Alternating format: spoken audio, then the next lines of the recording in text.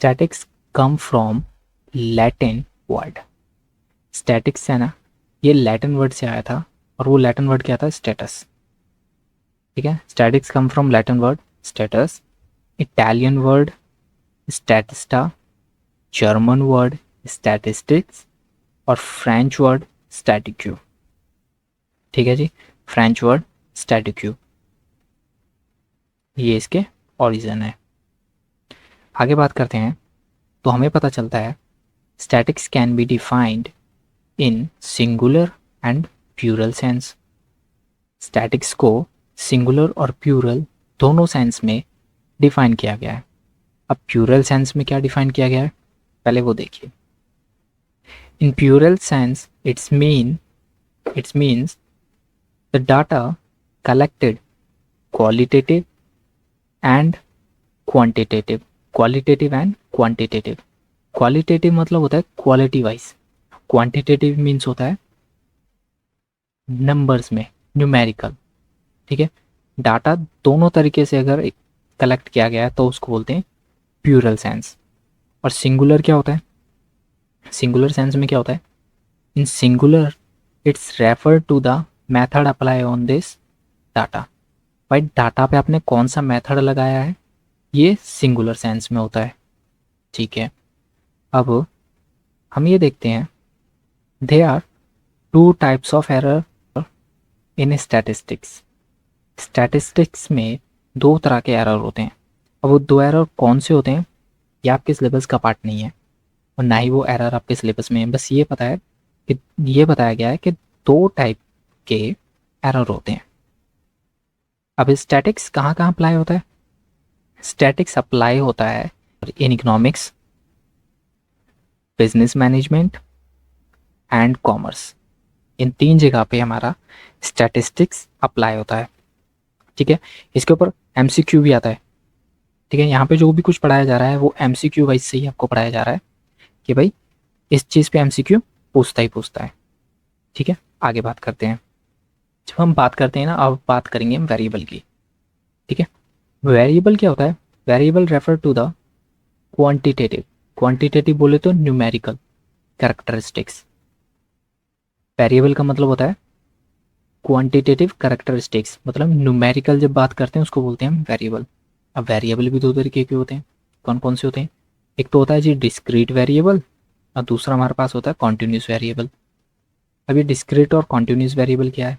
अगर वेरिएबल जो है वो फाइनाइट है, अगर वेरिएबल फाइनाइट है तो उसको बोलते हैं डिस्क्रीट। अगर आप इसको सिर्फ एज्यूम कर सकते हो, एज्यूम अ वैल्यू, एक वैल्यू एज्यूम कर सकते हो, तो वो क्या है? कॉन्टिन्यूस। अब ये फाइनाइट और ये एज्यूम वैल्यू क्या है ये देखो भाई।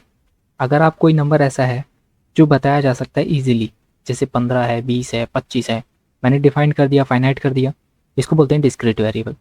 कॉन्टिन्यूस मैंने बोल दिया मेरी कंपनी का जो प्रॉफिट है ना वो, अब मेरी कंपनी का प्रॉफिट कोई इमेजिन नहीं कर सकता, हो सकता है वही वो 2 रुपये हो, कुछ हो सकता है 5 करोड़ हो, तो वो एक एज्यूमेबल वैल्यू है। ठीक है, जैसे प्रॉफिट हो गया, प्रॉफिट ऑफ अ कंपनी हो गया, या फिर एज ऑफ ए पर्सन हो गया, ये सब क्या है? Continuous variable. क्योंकि एक पर्सन की एज आप बता नहीं सकते कि इतनी है, हो सकता है वो 70 साल हो, 80 हो, 100 हो, 102 हो, 105 हो, तो ये आपको समझ आया? आगे चलते हैं अब। डाटा कैन बी प्राइमरी और सेकेंडरी। डाटा दो तरह का हो सकता है, प्राइमरी डाटा हो सकता है और सेकेंडरी डाटा। प्राइमरी डाटा वो होता है जब डाटा को पहली बार कलेक्ट किया गया, उसे बोलते हैं प्राइमरी डाटा। सेकेंडरी डाटा वो होता है जब डाटा एक बार पहले कलेक्ट किया जा चुका हो और उसके बाद, मतलब प्राइमरी डाटा के बाद जब भी उस डाटा की बात होगी वो सेकेंडरी डाटा होगा। ठीक है, अब हम बात करते हैं कलेक्शन ऑफ प्राइमरी डाटा। अब ये बात आती है कि भाई कलेक्ट कैसे किया जाए प्राइमरी डाटा को, तो उसके कुछ मेथड हैं, वो ये हैं। जैसे interview method, meld questionnaire method. Interview method में क्या होता है, सीधा जाते हैं इंटरव्यू ले लेते हैं। मेल क्वेश्चनरी मेथड ये होता है मतलब आप उसको ना एक कुछ क्वेश्चंस लिख के भेजते हो। अब तो मेल से होता है, पहले पोस्ट के थ्रू होता था, टेलीग्राम के थ्रू होता था। या अब वाला टेलीग्राम नहीं, पहले टेलीग्राम चलते थे जिनको हम चिट्ठी कहते थे, पत्र। उसमें लिख देते थे क्वेश्चन अपने सारे और उसको भेज देते थे और वहाँ से वो उनके जवाब दे देता था। ठीक है, वो वाला मेल क्वेश्चनरी मेथड। और एक होता है observation and fill questionnaire method, इसमें हम क्या करते थे, हमने सब लोग इसमें क्या करते थे, एक क्वेश्चंस बनाते थे, लेकिन उसमें ही फिल करने का ऑप्शन होता था कि आप अपने आंसर इसी में फिल करें और फिर हमें दें। ठीक है, ये वो मेथड था।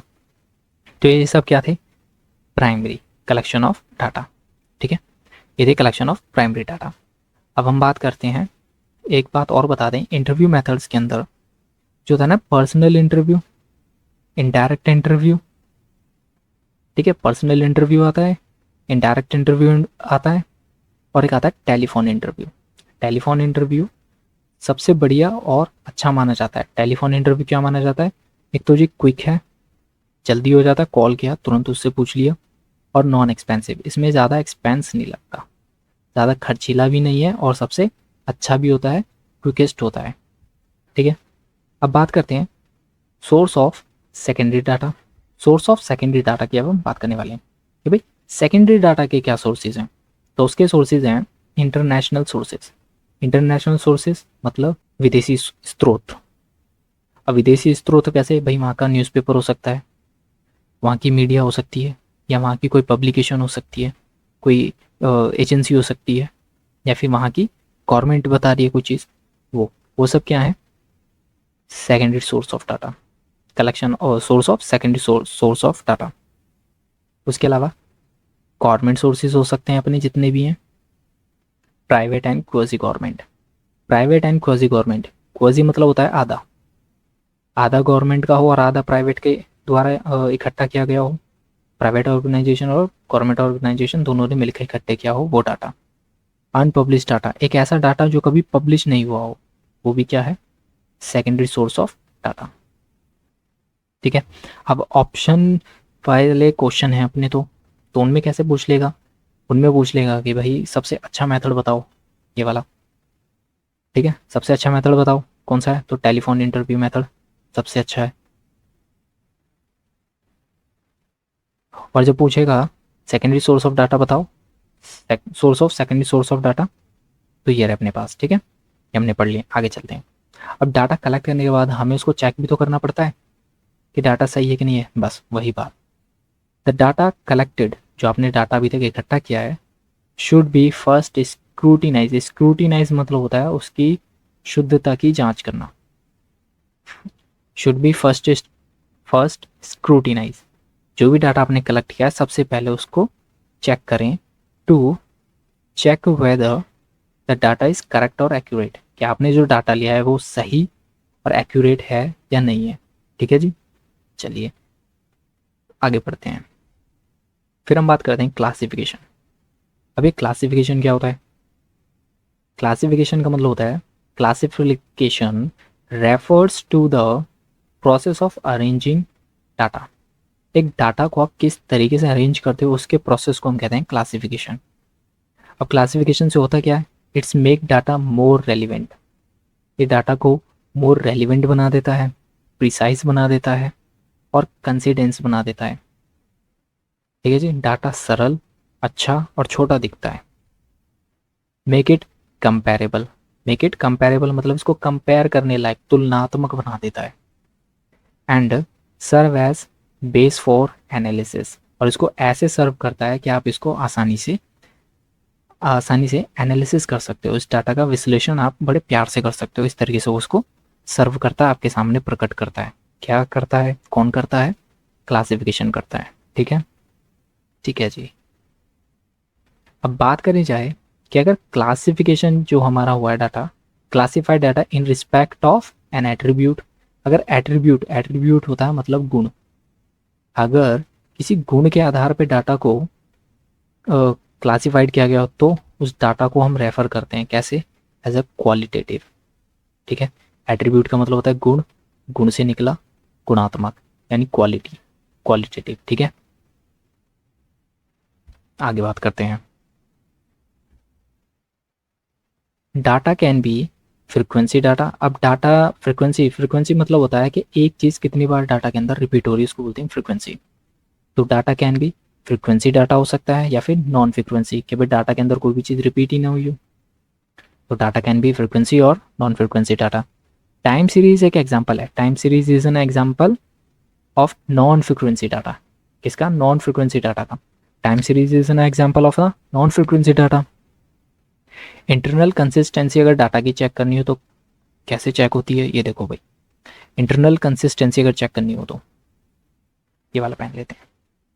Internal consistency of data can be checked with given relative series. उसके साथ जो उसकी रिलेटेड सीरीज दे रखी होगी हमें, उससे हम उसकी इंटरनल कंसिस्टेंसी चेक कर सकते हैं। एक डाटा की इंटरनल कंसिस्टेंसी ऐसे चेक होती है। अब आती है हमारे सबसे बढ़िया बात और सबसे ध्यान देने योग्य वाली भी, रिप्रेजेंटेशन ऑफ डाटा।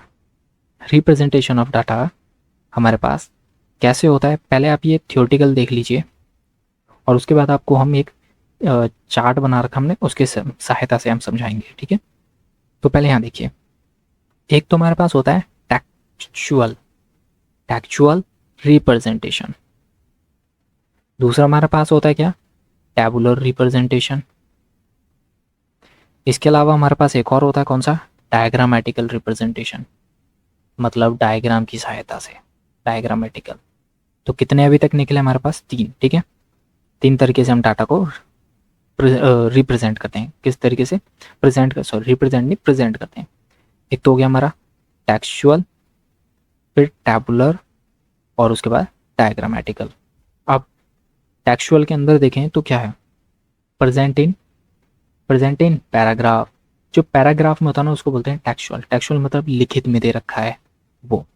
अब ये क्या होता है? नॉन स्टैटिकल होता है और इसलिए नॉट प्रेफर्ड होता है। इसको ज़्यादा प्रेफर्ड भी नहीं किया जाता इस वजह से, क्योंकि यार लिखा हुआ डाटा कौन पढ़ेगा, बोर हो जाएगा इतना पढ़ेगा तो पैराग्राफ्स में, इसलिए। अब आता है टैबुलर। टैबुलर मतलब प्रेजेंटेशन इन टेबल, ठीक है। एक डाटा को टेबल्स में बना के दिखाना, उसको बोलते हैं टैबुलर। और इसी को क्या बोला जाता है? टैबुलेशन। इसी को जाना जाता है टैबुलेशन की तरीके से। It is also known as tabulation, ठीक है। इसी को टैबुलेशन के नाम से जाना जाता। अब आप टेबल बनाओगे, किसी भी डाटा को टेबल में दिखाओगे तो वहाँ टेबल बनेगी। अब टेबल के अंदर क्या होते हैं?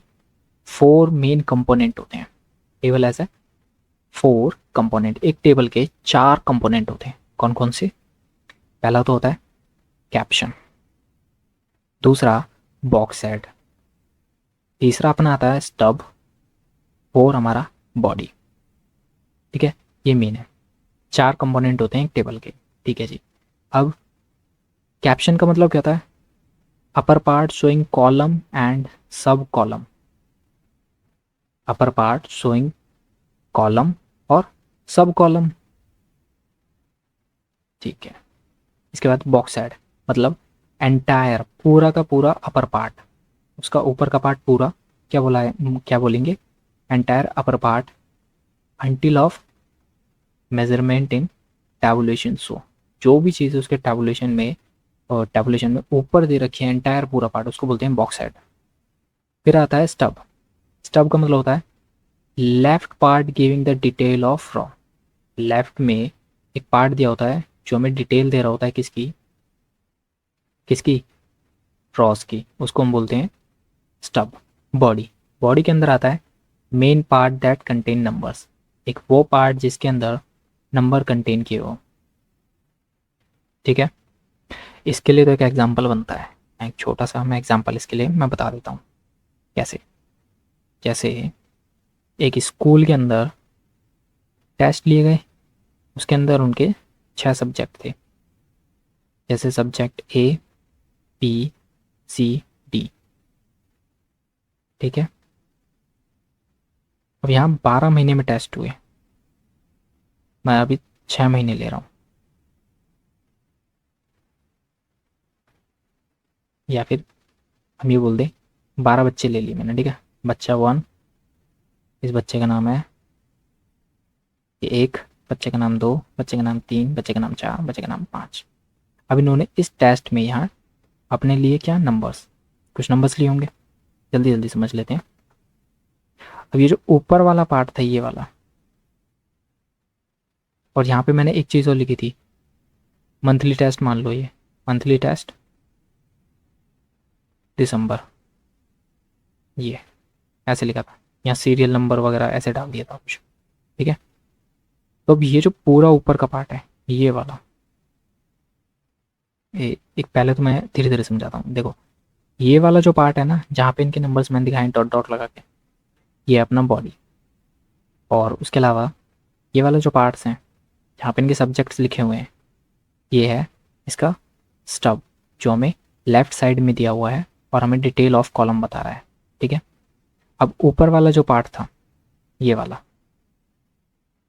ये था हमारे पास कैप्शन। ये हमें क्या दे रहा था, कॉलम और सब कॉलम की बारे में बता रहा था। ठीक है, और हमारा बचा ये वाला एरिया पूरा। अब ये यहाँ से लेके ये वाला भी इसमें शामिल कर लें तो ये बनता है हमारा क्या, box head, entire upper part. ठीक है, ये चलो जी। इसके अलावा एक चीज़ और होती है, फुट नोट। अब ये फुट नोट क्या चीज़ है? फुट नोट ना हमेशा हमें डाटा के नीचे दिया होता है। यहाँ पे अगर हम इसमें बात करें तो यहाँ पे फुट नोट दिया होता है। ठीक है, अब फुट नोट क्या होता है? अरे जो भी उसके फुटर में कुछ भी एक नोट दे देते हैं कि भाई ये डाटा से रिलेटेड कोई भी स्टार मार्क पॉइंट होता है, वही। तो footnote are provided, footnote are provided in the bottom part. Footnote कहाँ मिलेगा हमें? हमेशा टेबल के बॉटम में। और अगर जनरली हम बात करें ना, in general the number of types of tabulation is 2। दो तरह के टैबुलेशन यानी कि टेबल होती है। ठीक है, दो तरह के टैबुलेशन होते हैं। अब बात करते हैं डायग्राम्स के बारे में। ये सब तो हो गया। अब तीसरा हमारा जो है प्रेजेंटेशन, वो है डायग्राम। चलिए डायग्राम के बारे में हम देखते हैं। एक तो है लाइन डायग्राम। अब लाइन डायग्राम का दूसरा नाम क्या होता है? हिस्टोग्राम। और जो भी होते हैं इनको हम क्या बोलते हैं? Graph shown relationship. ठीक है, graph shown relationship between two variable. और इससे हम क्या निकाल सकते हैं? ओगी। किससे निकलता है? लाइन डायग्राम और हिस्टोग्राम से। ठीक है जी। एक दूसरा हमारे पास होता है बार डायग्राम। बार डायग्राम होता है क्या? हॉरिजॉन्टल बनाया जाता है बार डायग्राम। हॉरिजॉन्टल बनाए तो किसके लिए मिलेगा? Qualitative data. क्वालिटेटिव, ठीक है जी, क्वालिटेटिव। हॉरिजॉन्टल, हॉरिजॉन्टल क्या होता है? ऐसा है, ये है हॉरिजॉन्टल। ठीक है, और वर्टिकल होता है ऐसा लंबा। ठीक है, अब वर्टिकल बनाया जाए तो किसके लिए बनेगा? क्वांटिटेटिव। अब क्वांटिटेटिव और क्वालिटेटिव क्या होता है तो आपको बताइए। क्वालिटेटिव गुणात्मक और क्वांटिटेटिव न्यूमेरिकल, नंबर्स में। ठीक है, जब भी नंबर्स वाला बनाना हो तो होगा क्वांटिटेटिव, और जब भी हॉरिजॉन्टल बनाना हो तो क्वालिटेटिव, यानी एट्रीब्यूट के हिसाब से। तो इसको मैं बोलूँगा, ये वाला जो है ये तो एट्रीब्यूट के हिसाब से हो गया, मतलब हॉरिजॉन्टल। और जब वर्टिकल बनाया जाएगा ये बनेगा किसका? नंबर्स के हिसाब से, यानी क्वालिटेटिव बोले तो वेरिएबल्स। ठीक है, आगे चलते हैं। ये थोड़ा कंफ्यूजिंग है बट याद करना पड़ेगा। ठीक है, इसके बाद आता है divided bar chart. Bar chart, yes, bar chart और percentage bar chart. Percentage bar chart भी बोलते हैं, परसेंटेज डायग्राम भी बोलते हैं। अब ये क्या करता है? कंपेयर करता है डाटा को। Compare and relating different component of a variable. ठीक है, अब थोड़ा सा इसके बारे में देखते हैं। ये लाइन डायग्राम और हिस्टोग्राम एक जैसे ही दिखते हैं। लाइन डायग्राम कुछ ऐसा होता है, हिस्टोग्राम भी कुछ ऐसा होता है, ग्राफ बनाते हैं जो। और ये बनाया है दूसरा, उसके बाद बार डायग्राम। बार डायग्राम तो होता ही बार्स हैं इसमें। तो एक तो होता है ऐसा जिसमें ऐसे बार्स बने होते हैं, ठीक है, और एक होता है इस तरीके जिसमें इस तरीके से बार बने होते हैं। अब कौन सा डाटा कैसा है वो कैसे पता लगेगा? वो इससे, अगर हॉरिजॉन्टल है तो कौन सा है? क्वालिटेटिव। ठीक है, और अगर वर्टिकल है तो कैसा है? क्वांटिटेटिव। ठीक है, अब ये आता है बार चार्ट ग्राम। और ये इस तरीके से देखे ना, वो उसमें भी बार होते हैं लेकिन यहाँ पे दो दो देखे ना, एक कलर रखा होता है, उस तरीके से डिवाइडेड बार चार्ट्स।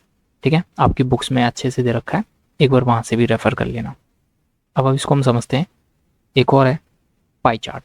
पाई चार्ट कैसे होता है? ऐसे गोल बनाया जाता है ऐसे करके, ये पाई चार्ट है। ठीक है, ये पाई चार्ट इसमें ऐसे करके दिखाते हैं। अभी क्या होता है? Pie chart circular diagram are 2 dimension. ठीक है, अब प्रेजेंटेशन ऑफ डाटा एक बार हम इस चार्ट से देख लेते हैं। चाहो तो इसका स्क्रीनशॉट भी ले लेना।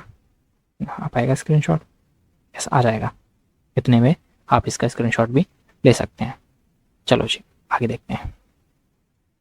प्रेजेंटेशन ऑफ डाटा करनी हो तो 3 तरह से प्रेजेंट करते हैं। कैसे? टेक्सचुअल, टैबुलर और डायग्रामेटिकल। अब डायग्रामेटिकल्स में क्या आता है? 4 तरह का। कौन कौन सा? लाइन डायग्राम और हिस्टोग्राम, लाइन डायग्राम और हिस्टोग्राम, बार डायग्राम, डिवाइडेड बार चार्ट और परसेंटेज बार चार्ट, और उसके बाद एक पाई चार्ट। ठीक है। डायग्राम में सीधी सी बात है, जितने भी अपने चार्ट्स बनेंगे, डायग्राम बनेंगे, वो सारे डायग्रामेटिक में। ठीक है जी, आगे चलते हैं। आगे बात करते हैं। अब हम पॉइंट्स पढ़ेंगे। अभी तक जो भी चीज़ें हमने पढ़ रहे थे वैसे तो हम पॉइंट ही पढ़ रहे थे, लेकिन अभी तक हम उसमें थे, लेकिन अब हम पॉइंट टू पॉइंट पढ़ने वाले हैं। देखो जी, frequency distribution is a tabular representation of statical data. Frequency distribution का मतलब क्या होता है? जहाँ पे फ्रीक्वेंसी आती हो किसी डाटा में, तो वो क्या होगा? टेबल्स के द्वारा रिप्रेजेंट किया जाएगा।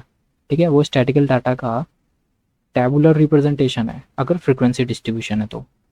म्यूचुअली एक्सक्लूसिव सीरीज, अगर म्यूचुअल एक्सक्लूसिव सीरीज के बारे में बोला जाए, म्यूचुअली एक्सक्लूसिव सीरीज कैसी सीरीज होती है? Continuous series. अगर म्यूचुअली इंक्लूसिव सीरीज के बारे में पूछा जाए तो कैसी होगी? Discrete series. ठीक है, इंक्लूसिव, डिस्क्रीट, एक्सक्लूसिव, कौन सी होगी? कॉन्टिन्यूस। ठीक है जी, ये तो होगी सीरीज के बारे में। सीक्वेंसन सीरीज पढ़े थे ना मैथ का? हाँ, वही वाली सीरीज की बात कर रहे हैं यहाँ पे, वही सीरीज को रेफर कर रहा है। लेकिन अभी रिवीजन है, सिर्फ रिवाइज कर रहे हैं, एग्ज़ाम देना है अभी, तो सिर्फ इतना ही। ठीक है, आगे चलते हैं। अब आ रहा है frequency, relative frequency lie between 0 और 1। अब किसी भी हम उसमें डाटा में अगर उसकी रिलेटिव फ्रीक्वेंसी देखें तो वो हमेशा लाई करेगी बिटवीन 0 और 1 के बीच में। और फ्रीक्वेंसी की डेंसिटी चेक करनी हो, ठीक है, frequency density corresponding to the class interval is a ratio of class frequency divided by class length. ठीक है जी, ये आपको याद करना पड़ेगा थोड़ा सा, ये याद कर लेना। आगे चलते हैं। यहाँ पे हमने दे रखा है वर्टिकल बार डायग्राम। अभी हमने बताया था ना ऐसे वाले जिसमें बार डायग्राम बनने हो लंबे लंबे, हाँ, होता है vertical. Vertical bar diagram is a applicable, कब लगेगा? व्हेन डाटा आर, जब डाटा कैसा हो? बताया था वर्टिकल मतलब बोले तो ऐसे वाला, ये वर्टिकल वाला ऐसे। तो यहाँ पे क्या होना चाहिए? नंबर, और नंबर्स को हम क्या बोलते हैं? क्वांटिटेटिव। नंबर्स को हम क्या बोलते हैं? क्वांटिटेटिव। तो क्वांटिटेटिव डाटा, ठीक है, तो जब यूज़ होता है, समझ में आ गया? तो vertical bar diagram is applicable when data are quantitative और when data vary over time, जब डाटा पूरे टाइम वेरी करता रहता है तब भी हम यही बनाते हैं। ठीक है, vertical bar diagram. Class limit, class limit क्या होता है? क्लास लिमिट का मतलब होता है जब हम अपर एंड लोअर लिमिट ले लेते हैं किसी क्लास इंटरवल की। अगर एक क्लास इंटरवल की हमने अपर एंड लोअर लिमिट ले ली तो उसको बोलते हैं हम क्लास लिमिट। अब ogive can be prepare in a two way. Ogive को दो तरीके से बनाया जा सकता है। ओ गिव को दो तरीके से कैसे बनाया जा सकता है? अभी सिर्फ रिवीजन है तो सिर्फ इतना याद रखिए, ogive can be prepare in a two way. इसके बाद horizontal bar diagram. Horizontal, horizontal कैसा होता है? ऐसा वाला। वर्टिकल अभी पढ़ा था, अभी हॉरिजॉन्टल है। कब यूज़ करते हैं हॉरिजॉन्टल को हम? जब डाटा कैसा हो? एट्रीब्यूट हो, यानी कि क्वालिटेटिव बता रहा हो, quality, and data use for qualitative, और डाटा वेरिंग ओवर स्पेस। पहले क्या था? ओवर टाइम, और अब है ओवर स्पेस। जब स्पेस के हिसाब से, पूरे टाइम स्पेस के हिसाब से डाटा वेरी कर रहा हो, तब हम क्या यूज़ करते हैं? Horizontal bar diagram. वर्टिकल कब यूज़ करते हैं? जब डाटा ओवर टाइम में वेरी कर रहा हो, ओवर टाइम वेरी कर रहा हो, और डाटा कैसा हो, बताओ भाई कैसा हो, कमेंट लिख के बताओ। क्वांटिटेटिव हो। चलो जी, अब बात कर रहे हैं कि भाई data on nationality, gender, smoking habit of a group.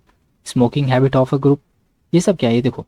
Nationality of gender, कि भाई जेंडर, सॉरी, नेशनैलिटी के आधार पर डाटा ऑन नेशनैलिटी, नेशनैलिटी मतलब देश के आधार पर, जेंडर के आधार पर, या फिर स्मोकिंग हैबिट के आधार पर, ठीक है, एक ग्रुप की। ये सब क्या है, ये सब क्वालिटी बता रहा है। और इंडिविजुअली, चाहे वो ग्रुप हो या इंडिविजुअल की हम बात करें, इन सभी चीज़ों में, तो वो क्या है, ये एग्जाम्पल है कैसे डाटा का, ये क्या बता रहा है, उसका गुण बता रहा है ना, गुण के आधार पे हम कर रहे हैं अभी तक, तो ये हो गया क्वालिटेटिव। और क्वालिटेटिव का मतलब क्या होता है, क्वालिटेटिव का मतलब होता है सर एट्रीब्यूट। ठीक है, तो डाटा कैसा हो रहा है, कैसा हो गया, एट्रीब्यूट और क्वालिटेटिव। और जब डाटा कलेक्ट किया जाए, व्हेन डाटा इज क्लासीफाई, जब डाटा क्लासीफाई किया जाए in respect of variable, variable के हिसाब से उसको क्लासीफाई किया जाए, जैसे बोले तो हम हाइट, वेट, प्रॉफिट, सैलरी, तो ये सब क्या है, ये सब हमारे हैं क्वांटिटेटिव डाटा, क्वांटिटेटिव डाटा। ठीक है जी, ये सब कैसे हैं, हमारे क्वांटिटेटिव डाटा के एग्जांपल हैं, इसको क्या बोलते हैं, वेरिएबल के रिस्पेक्ट में। ठीक है जी, data arrange, data arrange region wise are known as a geographical data. अगर डाटा को रीजन के हिसाब से क्लासीफाई कर रहे हैं या फिर इकट्ठा कर रहे हैं, तो उसको हम क्या बोलते हैं, जियोग्राफिकल डाटा, उसको हम बोलते हैं जियोग्राफिकल डाटा। अब मोड ऑफ प्रेजेंटेशन हमने बात कर ली थी, mode of presentation of data are textual, tabular and diagrammatic, तीनों तरीके से हम करते हैं। ठीक है जी, अगर डाटा के अंदर एक्यूरेसी और कंसिस्टेंसी चेक करनी हो तो कैसे होता है, वेरीफाई बाय स्क्रूटिनी, स्क्रूटिनी के माध्यम से हम उसको चेक करते हैं कि भाई डाटा करेक्ट है और एक्यूरेट है। अगर हिडन ट्रेंड निकालना हो ना एक डाटा के अंदर, तो वो भी निकाला जा सकता है। कैसे निकाला जाता है, वो भी नोटिस किया जाता है डायग्रामेटिकल रिप्रेजेंटेशन के थ्रू। तो hidden trend in the data can be noticed in diagrammatical representation. Most accurate mode कौन सा है डाटा का, टैबुलर, टैबुलेशन। ठीक है, the most accurate mode of data presentation is tabulation. ठीक है, सबसे अच्छे तरीके से हमने पहले बता दिया था ये। अगर यहाँ पे कुछ लाइनें रिपीट हो रही हैं तो उसके लिए सॉरी, बनाते हुए पे जब मैंने बनाए थे तो हो गई होंगी डाटा, मेरे डाटा में भी रिपीट। चलिए, the chart that use logarithm of the variable is known as ratio chart. ठीक है जी, अगर कोई चार्ट है जो लॉगरिथम यूज कर रहा है वेरिएबल का, तो उसका क्या बोलते हैं, रेशो चार्ट। अब divided bar chart is considered, divided bar chart को कंसिडर्ड किया जाता है for comparing different component of variable. अगर डिफरेंट कंपोनेंट ऑफ वेरिएबल है, उसको कंपेयर करने के लिए हम क्या का यूज़ करते हैं, डिवाइडेड बार चार्ट कंसिडर किया जाता है। And relation of the different component to the table, अगर डिफरेंट कंपोनेंट के बीच में रिलेशन निकालना हो तब भी हम क्या यूज़ करते हैं, डिवाइडेड बार चार्ट का यूज़ करते हैं। In order to compare two और मोर रिलेटिव सीरीज, अगर हम बात करें दो और दो से ज़्यादा रिलेटिव सीरीज को कंपेयर करने की, we consider multiple bar chart. तो हमें क्या कंसिडर करना पड़ता है, मल्टीपल बार चार्ट और ग्रुप बार चार्ट का इस्तेमाल करना पड़ता है जब हम दो या दो से ज़्यादा रिलेटिव सीरीज को कंपेयर कर रहे हो। और जब हम बात करते हैं most accurate method of data presentation, यहाँ पे डाटा प्रेजेंटेशन का मोस्ट एक्यूरेट मेथड की बात कर रहे हैं। ठीक है, तो वो है डायग्रामेटिक। कैसा, डायग्रामेटिक। चलो जी, ए फ्रिक्वेंसी डिस्ट्रीब्यूशन, अगर हम फ्रिक्वेंसी डिस्ट्रीब्यूशन की बात करें तो क्या है फ्रिक्वेंसी डिस्ट्रीब्यूशन? अगर किसी डाटा को अरेंज किया जा रहा है, ऑब्जर्वेशन, ठीक है, अरेंज किया जा रहा है, arrange observation in in in in increasing order. अगर फ्रिक्वेंसी डिस्ट्रीब्यूशन की बात कर रहे हैं, अगर किसी डाटा को ऑर्गेनाइज किया जा रहा है या किसी डाटा को ऑब्जर्वेशन की जा रही है इन इंक्रीजिंग ऑर्डर के अंदर, अरेंज किया जा रहा है, arrange observation in the terms of number of group and related and relation to the measure, oh sorry, related to a measurable characteristics. अगर हम बात करें डिस्ट्रीब्यूशन ऑफ प्रॉफिट इज ना कॉन्टिन्यूस वेरिएबल, पहले मैंने आपको बताया था कॉन्टिन्यूस वेरिएबल होता है एक, ठीक है, distribution of a profit, distribution of profit is a continuous variable. अब डिस्क्रीट वेरिएबल की बात करें, डिस्क्रीट वेरिएबल वैसे भी मैं आपको बता चुका हूँ, finite numbers. It is a variable, it is a variable that can only take an a certain number of value, certain number of value, मतलब आप इजीली बता सकते हो वो क्या है, discrete variable. They don't have an infinity number, वो कोई भी इन्फिनिटी नंबर्स नहीं होते हैं। If you can count a set of item, जब आप इन सबको एक सेट में काउंट कर सकते हैं, ठीक है, जैसे डिस्ट्रीब्यूशन ऑफ शेयर, शेयर्स होते हैं वो इन्फिनिटी नहीं हो सकता कभी भी, आप उसको काउंट कर सकते हो हमेशा, कभी इतनी शेयर्स इसके पास हैं या इतनी शेयर्स इसके पास रहेंगे, ठीक है। अब कॉन्टिन्यू वेरिएबल की बात बात करें हम, कॉन्टिन्यू वेरिएबल, तो continue variable is that continue, it is a variable that has an infinity numbers of possible value, infinity number of possible value, ठीक है, जहाँ तक पॉसिबल हो सकती है वहाँ तक इन्फिनिटी होनी चाहिए। जैसे एक कंपनी का प्रॉफिट कितना हो सकता है, भाई पॉसिबल है, जितना लंबा हो सकता है। किसी की एज, अब इन्फिनिटी सुन के ना यहाँ कुछ लोगों को लगेगा यार किसी की एज का मतलब आप सर्टन नहीं कर सकते, जब आप सर्टन नहीं कर सकते हो तो इट्स मीन्स वेरी सिंपल कि वो कॉन्टिन्यूस है, इन्फिनिटी है, भाई वो 70 साल जिएगा, 80 साल जिएगा, आप बता नहीं सकते, मे बी वो 75 साल जिए, तो यहाँ पे इन्फिनिटी है उसकी, बता नहीं सकते हम। अनंत मत सोच लेना कि इन्फिनिटी मतलब तो भैया मरेगा ही नहीं, नहीं भाई वो मरेगा वो, या इन्फिनिटी मतलब डिफाइन नहीं कर सकते तो इन्फिनिटी वाला।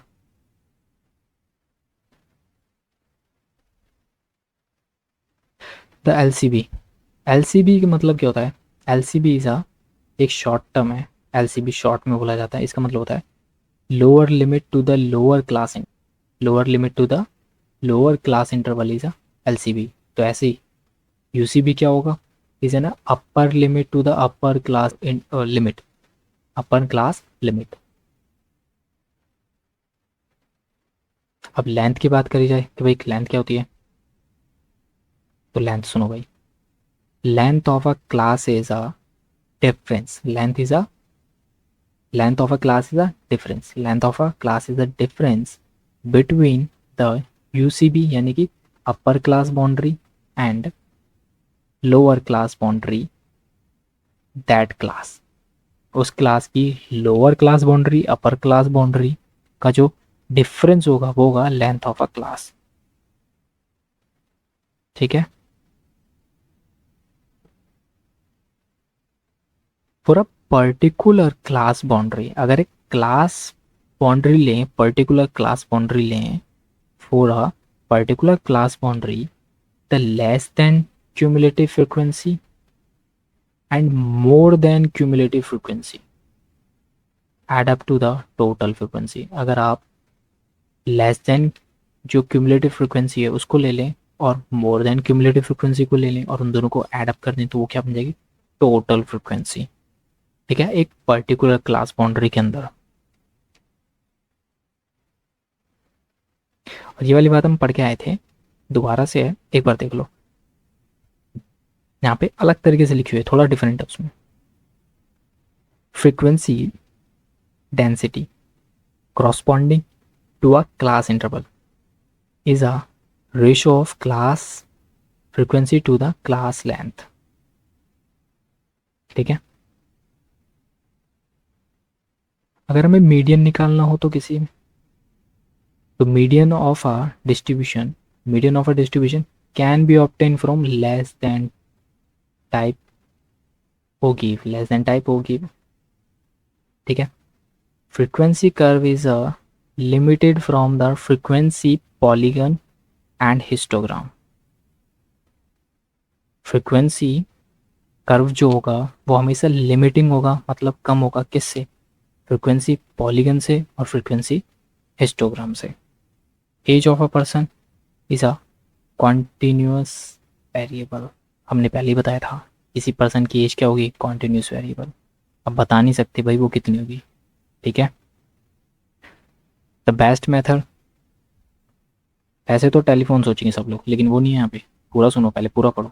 Best method to the collect data, best method to the collect data in case of natural climate. Natural climate के इसमें कौन सा बढ़िया है? Personal interview. अगर एक्सपेंसिव की बात करी जाए तो वहाँ पे क्या है? वहाँ पे था अपना टेलीफोन इंटरव्यू। ठीक है। और मेल क्वेश्चनरी मेथड जो है वो सबसे ज़्यादा वाइडेस्ट एरिया को कवर कर लेता है। ये हम पढ़ के आए हैं, फिर से दोबारा रिपीट हो रही है वाली लाइन, इसको नहीं पढ़ेंगे अब। आगे बढ़ते हैं। घबराइए मत, खत्म होने वाला है, ये लास्ट सीट है बस। इसको खत्म करने के बाद आपको ये चैप्टर दोबारा पढ़ने की देखने की ज़रूरत नहीं है बस। उसके बाद ये 13 चैप्टर रहने हैं, दोबारा नहीं पढ़ना पड़ेगा आपको। Foot note. फुट नोट क्या होता है? एक टेबल के नीचे होता है। ये कहता है इन table source of data if any is show in foot note. अगर कुछ नीचे दे रखा है टेबल के एंड में तो वो होता है हमारा foot note. Multiple access, multiple access line chart is considered when there is a more than one time series and the unit of the variable are different। अगर unit of variable different है, एक से ज़्यादा time series है, तभी क्या होगा? Multiple access line chart होंगे। मल्टीपल एक्सेस लाइन चार्ट मतलब एक से ज़्यादा एक्सेस के लाइन चार्ट्स वहाँ पे होंगे। क्लास बाउंड्री रेफर क्या करता है? Class boundary refer to the actual class limit of an interval. Actual class बताता है क्या? Class boundary. They are included in the class interval. अब आता है graphical representation of frequency distribution. ये क्या होता है? ये सुनो। Graphical representation of frequency distribution कितने तरीके का होता है? 3 तरीके का। पहला कौन सा है? हिस्टोग्राम, जिसके बारे में हम पढ़ के आए हैं। दूसरा है फ्रीक्वेंसी पॉलीगन, और एक है ओगिव और क्यूमुलेटिव फ्रीक्वेंसी ग्राफ। ठीक है। Graphical representation of frequency distribution is a histogram, frequency polygon और ओगिव और क्यूमुलेटिव फ्रीक्वेंसी ग्राफ। ये होता है। इसका आप स्क्रीनशॉट ले लें और एक बार हल्का हल्का पढ़ लेंगे तो काम चल जाएगा आपका पास। पर इसके बाद पढ़ने के बाद आपको ये देखना पड़ेगा, ये वाली line, frequency curve is a smooth curve which area is 1।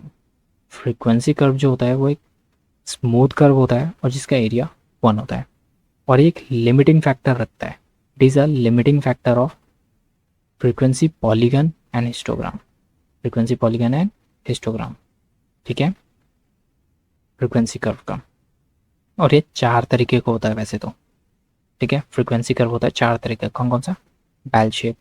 Bell shape most commonly use किया जाता है किसके लिए? Profit of a company. Bell shape, bell shape कैसा होता है? ऐसा वाला। ये है यू शेप, जे शेप और मिक्स कर्व। ये 4 तरह का होता है। उसमें से मेनली जो यूज़ होता है वो क्या है? बेल शेप कर्व है, जो मोस्टली यूज़ होता है प्रॉफिट ऑफ अ कंपनी के लिए। बस खत्म। अब मिलेंगे हम दूसरी वीडियो में। अब यहाँ तक वीडियो पूरी देख ली और वीडियो सच में अच्छी लगी हो ना, और तुम्हारे को लगा हो कि भाई ये वीडियो तुम्हारे लिए हेल्पफुल है, तो चैनल को सब्सक्राइब ज़रूर करके जाना। बड़ी मेहनत लगती है यार वीडियो बनाने में। ठीक है। चलिए मिलते हैं अगली वीडियो में।